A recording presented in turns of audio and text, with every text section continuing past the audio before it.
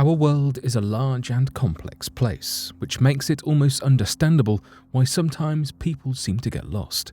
So today, here at Unexplained Mysteries, we'll be taking a look at 3 mysterious disappearances.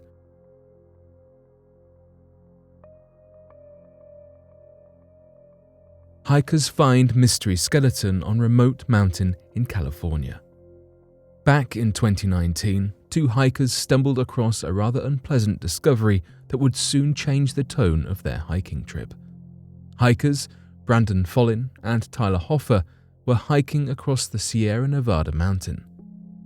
The 14,000-foot hike is a tourist attraction, bringing in experienced adventurers from throughout America. Though when the pair deviated from their route, about 3 hours away from the peak, they found what appeared to be a human skull between boulders just off of the trail. Follin states, "My first thought was maybe it was a prop or something like you see in a science class.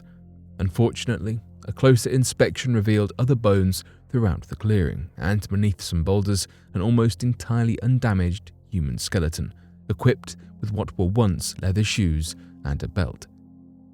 The sun exposure had resulted in a bleaching effect, making the skull appear incredibly white after what could have been years outside. The pair's first choice of action would have been staying beside the remains, not touching them, and phoning the appropriate authorities. However, being 12 miles into the next day of their trek and 3 hours from the mountain summit, there was no phone service to make the call. Unsure as to the appropriate actions, the pair kept a record of what they had seen, photographing the bones, the skeleton, and only touching one foot to capture a clearer photo. Once they made it to the top of their journey, Follin and Hoffer were able to call 911 and fill them in on the bizarre turn of events. Just days later, the California Highway Patrol helicopters managed to successfully track down and remove the skeletal remains. Following this startling finding, the investigators from the Inyo County Sheriff's Office aimed to identify who this missing hiker was, what exactly prevented them from getting any further than this spot in what has been dubbed the Bowl, and how long they had been there for. The Bowl refers to the last bit of the hike that leads to the top of Mount Williamson. Tinley Trung, an employee at Elevation Sierra Adventure Essentials, completed the hike 2 years prior to this discovery.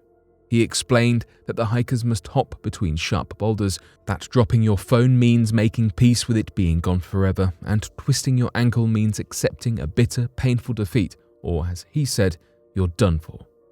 He said all of this is truer if the hiker took a less direct, more remote path, where it is even less likely you could be found or helped. The next stage in this research involved an analysis of the remains. A forensic anthropologist, Alison Galloway, a professor emerita of anthropology at the University of California, Santa Cruz, explained that the timeline for a body to decay to a skeleton is not linear. This is dependent on a number of factors, perhaps most significantly the temperature of the area and the insects in the area. For example, in a warm climate with specific flies, a body could have decayed to a skeleton within just 6 months, whereas a cold environment would preserve the body for longer. Dr. Galloway and other investigators expressed the want for soft tissue to be present, as this, within just a few months, could answer questions about the timeline of the death. Using only bones, however, makes figuring out more specific years a much more difficult process. Other clues could lie within the shoes and belt, as well as the physical remains. New measures like carbon-14 testing can also help answer some questions if soft tissue is not present on the body. Following this, DNA testing from hair, ear bones or teeth can be correlated to see if there is a match on any existing missing persons reports. So far, no missing persons reports have matched up with the location of the skeleton. The sheriff's office spokeswoman said there was no evidence of foul play. Follin and Hoffer reported a dent in the skull, appearing fractured, and the position of the body indicated that it may have been laid out as if it were buried. They did, however, admit their lack of forensic knowledge. The sheriff's office has denied all of the above, labeling Follin and Hoffer's claims as inaccurate. Despite all the speculation, there are no concrete answers surrounding this mystery skeleton. The hiking trip gone amiss is sure to stick with these young hikers for decades to come. The disappearance of Claudia Lawrence. Claudia Lawrence was born and raised in North Yorkshire and worked as a chef for the University of York. Lawrence has not been seen since Wednesday the 18th of March 2009, and her disappearance remains a mystery. On that fateful Wednesday, Lawrence left work at 2:30 p.m. and began walking home.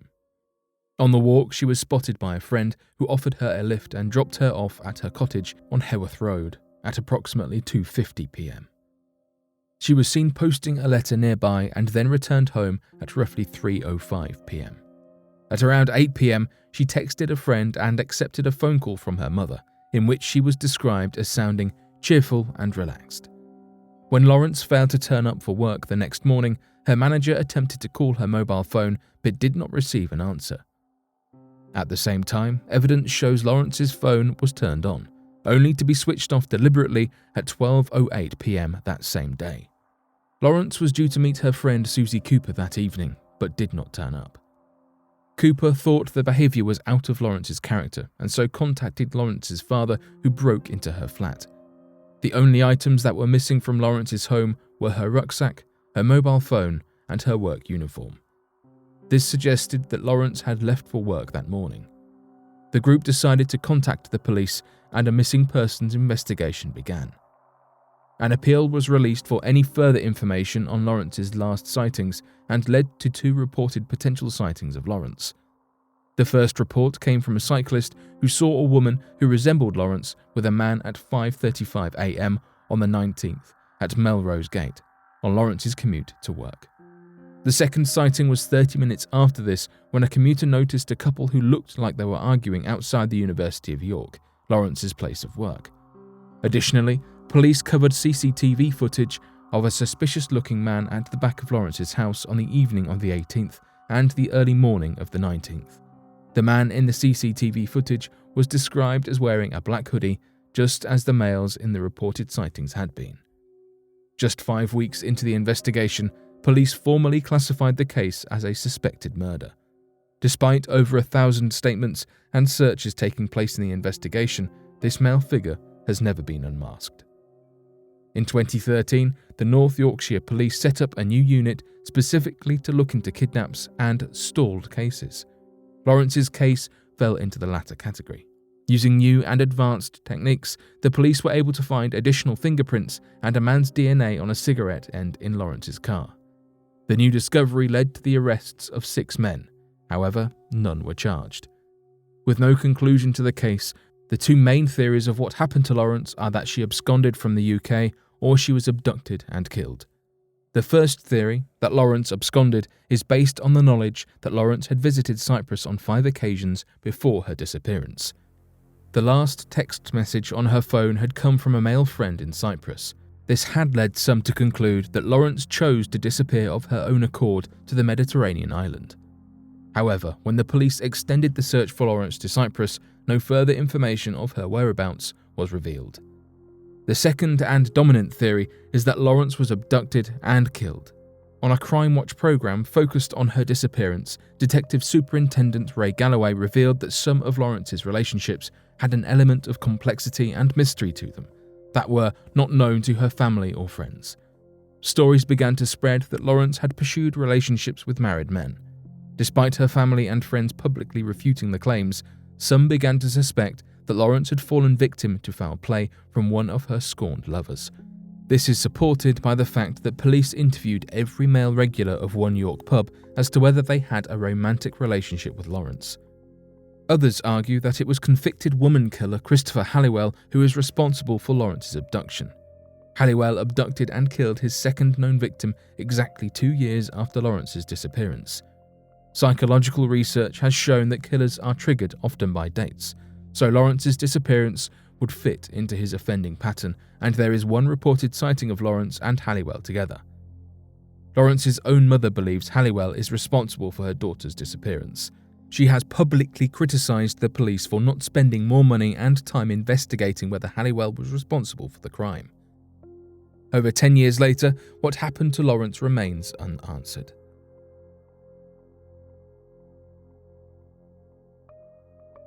The disappearance of the Beaumont children.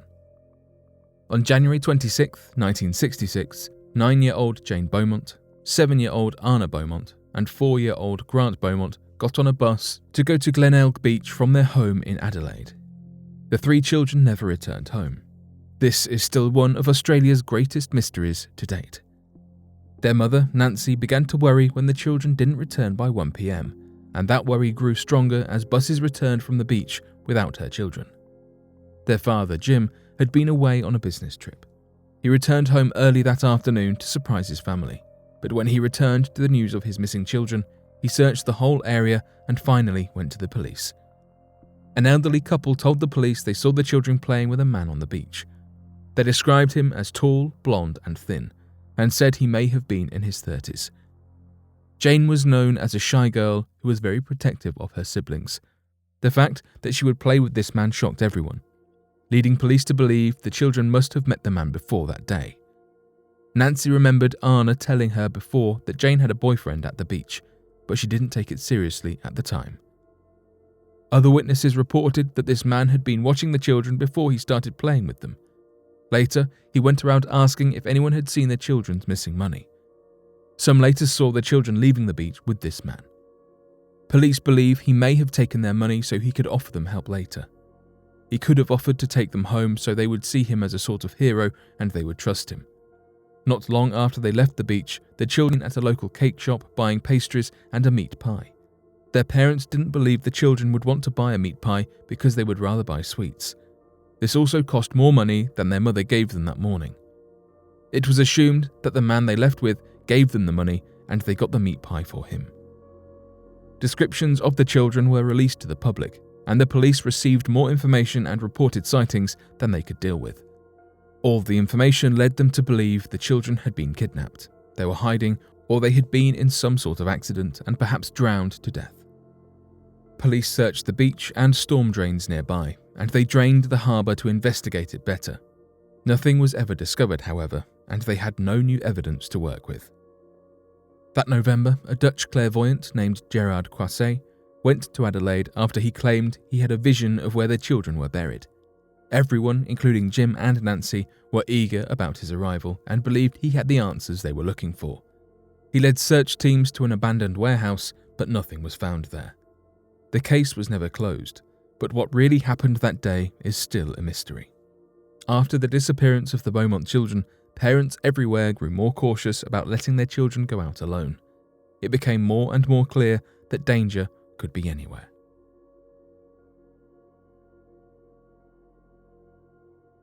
But what do you make of these mysteries and disappearances? Be sure to let us know your thoughts in the comment section below and help us by growing this community while working to solve these unexplained mysteries. Thank you for watching, and don't forget to subscribe for more videos.